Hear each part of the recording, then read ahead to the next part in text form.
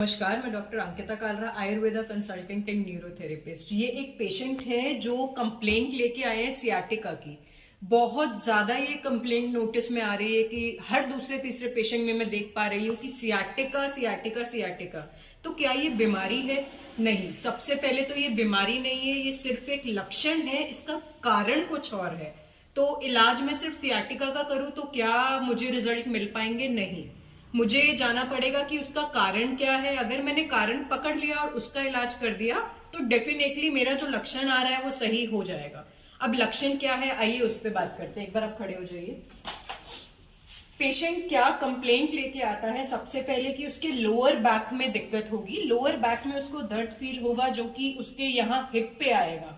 फिर वो बोलेगा कि मेरी थाई में दर्द है, या फिर काफ में दर्द है, या फिर नीचे एडी तक दर्द जाता है। तो इस दर्द का कारण क्या है, उस पर बात करें। तो अब जैसा आपने देखा कि पेशेंट तो कंप्लेंट लेके आया है कि उसको एक टांग में दर्द है, तो क्या ये नस एक ही साइड पे होती है? तो नहीं, ये नस आपकी दोनों साइड पे है और निचली कमर से, लोअर बैक से स्टार्ट होकर ये आपकी पूरी टांग को सप्लाई करती है।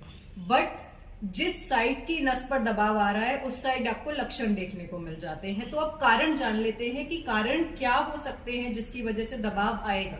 ये देखिए, ये आपकी दो वर्टिब्रास हम मान लेते हैं, मानिए L4 L5 वर्टिब्रा हमने मानी। इसके बीच में कहीं गादी लगी है, डिस्क लगी है।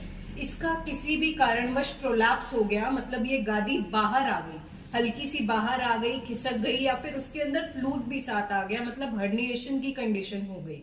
तो इसमें क्या होगा, अब आपकी ये गादी बाहर निकल रही है, वहीं पे लगी है आपकी नसें। उन नसों पर जब ये गादी दबाव डालेगी तो आपकी नस को जो निकलने का रास्ता है वो कम होने लगेगा, जिसकी वजह से आपको ये दर्द फील होने लगेगा।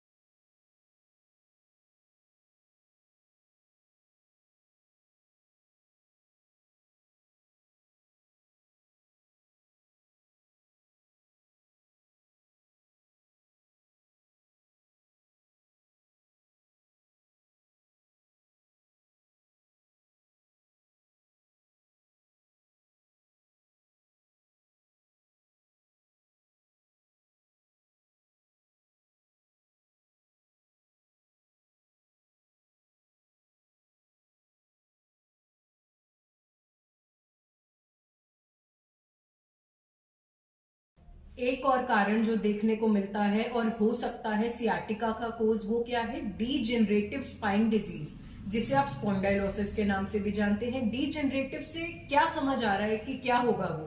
तो जैसे जैसे उम्र बढ़ने लगती है, जैसे आपकी हड्डियों का डीजेनरेशन होने लगता है, सेम आपकी स्पाइन में होता है। अगर कोई चीज घिसना चालू हो गई है तो उसके बीच में से जो भी चीज निकलेगी, चाहे वो नस हो, उस पर दबाव आएगा ही आएगा। तो ये भी कारण बन गया किसका? आपके सियाटिका का। और क्या रहता है? आपके वर्टिब्रास के बीच में जॉइंट रहते हैं, जो होता है फेसिक जॉइंट। एक बहुत कॉमन वर्ड देखने को आता है, फेसिक जॉइंट एट्रोफी। मतलब क्या? कि आपके फेसिक जॉइंट का गलना, घिसना चालू हो गया है, वो भी आपको दर्द करता है, सेम सियाटिका की तरफ। अब आ जाते हैं ट्रीटमेंट की तरफ, इलाज की तरफ। तो मुझे एक बात बताइए, आपकी कोई नस दब रही है और मैं उसके लिए पेन किलर दे दूं, मुझे देना भी पड़ेगा अगर इमरजेंसी है तो, पर क्या वो इलाज है? वो परमानेंट इलाज है? तो इलाज वो नहीं है, वो शॉर्ट टर्म हैप्पीनेस हम उसको बोल सकते हैं कि अभी मुझे दर्द है, अभी मैंने गोली खाई, मुझे आराम आ गया। पर जो मेरी नस दब रही है, अगर मैं उसको ना निकालूं, जब तक मैं उसको नहीं निकालूंगी वो रिलीज नहीं होगी, तब तक वो आपको दर्द भी करेगी, आपको सुनपन भी करेगी, आपको झंझनाहट भी करेगी, और हो सकता है कि लेटर स्टेजेस में वो जाके इतनी कमजोरी ला दे कि आपके बाउल और ब्लैडर मूवमेंट्स पे भी फर्क आने लग जाए।